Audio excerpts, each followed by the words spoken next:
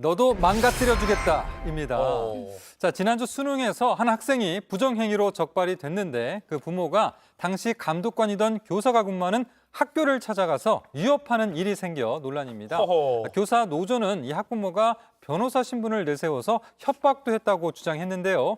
서울시 교육청이 학부모에 대한 고발을 검토 중입니다. 보통 이제 수능 감독관은 그 수험생 소속 학교가 아닌, 그러니까 모르는 선생님이 와서 감독관을 하시잖아요. 그렇죠. 그 수능 시험에서 부정행위로 적발된 그 수험생의 부모가 감독관 학교까지 확인해서 찾아갔다. 왜 적발했냐 항의하러 간 건가요? 네, 그렇습니다. 어허. 서울의 한 중학교 교사 A씨는 올해 수능고사장 감독관이었는데요. 네. 자, 그런데 수능 바로 다음 날, 그러니까 하루 바로 다음 날 그 수험생과 어머니가 A 교사 학교에 찾아왔습니다. 네. 이어서 수험생 아버지도 사전에 약속을 했다며 무작정 학교에 들어오려다 보안관실에서 제지당한 것으로 알려졌습니다.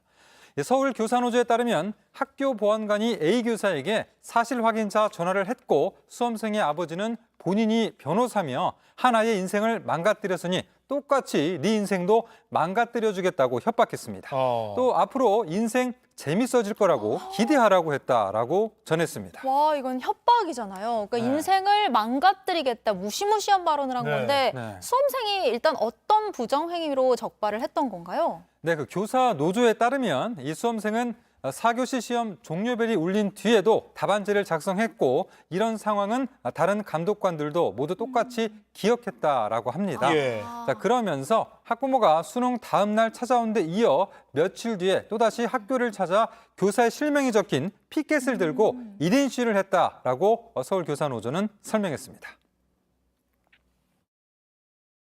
엄청나게 두려움과 공포를 느끼셨습니다. 아버님 같은 경우에는 선생님 계시는 교무실 앞까지 오셨어요.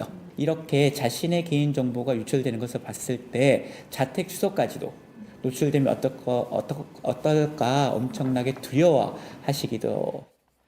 네, 자, 이 교사가 교권보호위원회 개최를 신청했고요. 학교 측은 학부모 모습이 담긴 CCTV와 녹취록 등을 교육청에 제출했습니다.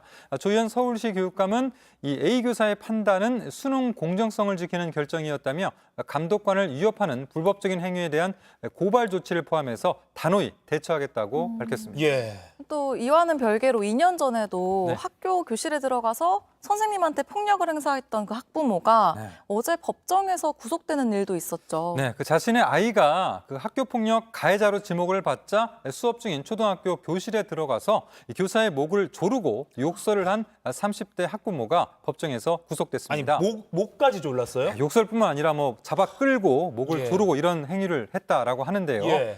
징역 1년을 선고를 받고 법정 구속이 됐는데 이 학부모는 당시 교실에 있던 초등생 10여 명에게도 우리 애를 신고한 게 누구냐라면서 소리를 질러서 아이고. 정서적으로 아동을 학대한 혐의도 받았습니다.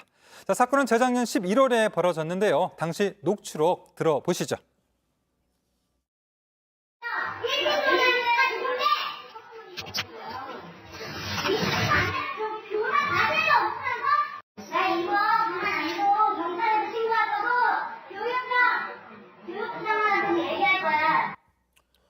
무슨 이것도 거의 협박성 발언에 가깝다고 느껴질 정도인데 그런데 이 30대 여성 학부모 자신에 대한 구속 판결이 어제 내려지자 이번에는 눈물을 흘렸다고요. 아유. 네, 그렇습니다. 이 재판부가 법정 구속을 명령하자 집에 아이가 혼자 있다며 눈물을 흘렸습니다.